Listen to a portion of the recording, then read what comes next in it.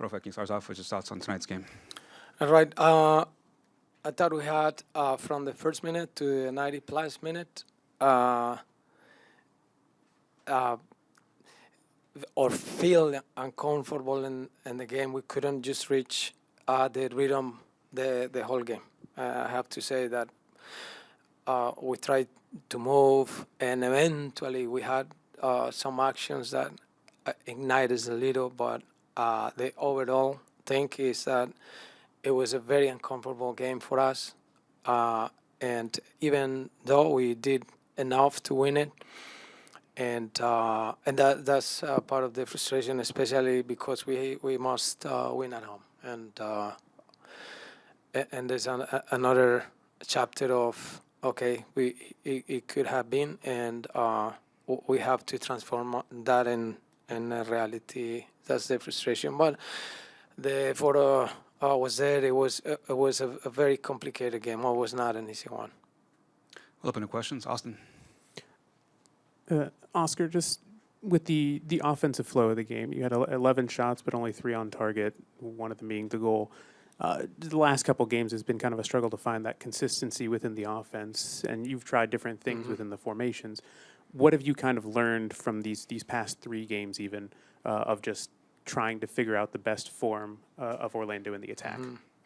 Well, that we are trying, that we're trying to see different ways to improve, not having a bad record on our offensive phase during the year. I think in that matter we're good.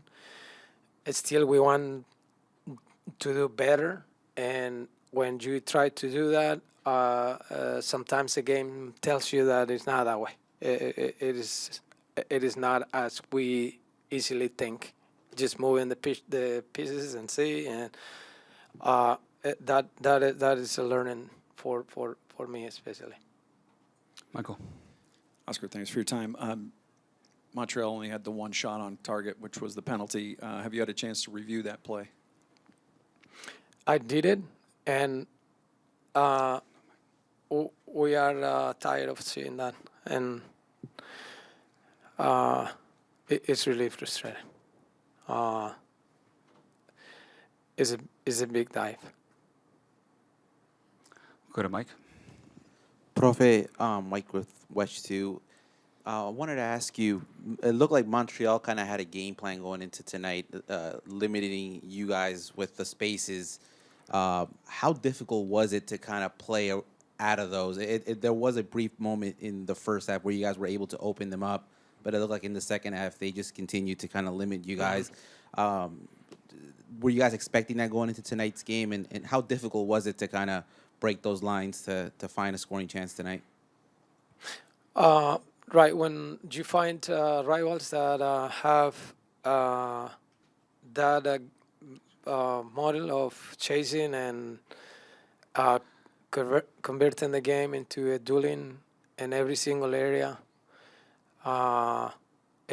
it has that tendency to be a game that is caught here and there, that the sequences are broken if we cannot get the flow that we want. And eventually we did it. It seems like we were getting a rhythm, and immediately we came back to that discomfort on the game. And I say from our side, this is what we need to control. We try to give the game flow and use those spaces the way we do it, but it was a challenge, and that's why the game didn't look with rhythm. It seems for me, right? I have to review it obviously, but I felt in my bench that we didn't get that flow, and the game was probably finishing 1-0.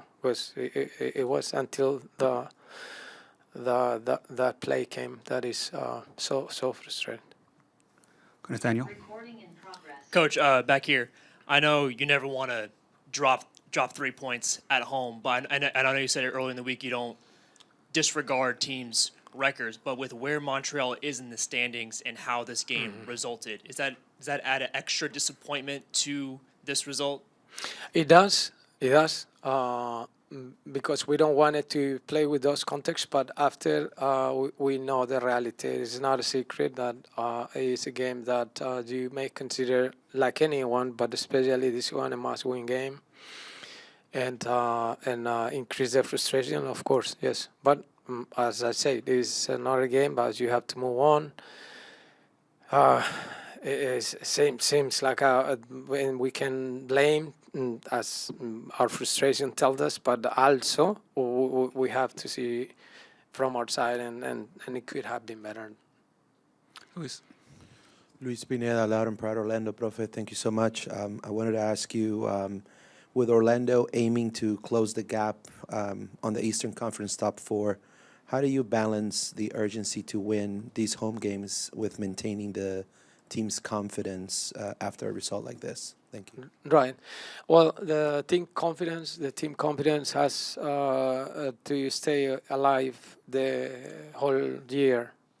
I don't consider that we have to depend to the results. Our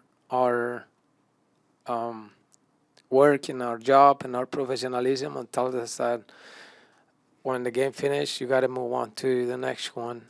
And though we know that it hurts, right? But we have to be capable to move on and see this game as it should have been better. But and especially in terms of just dropping 2 points at home. But we have to move on. Then tomorrow we have the responsibility to prepare for this game on Wednesday. That is a big challenge as well.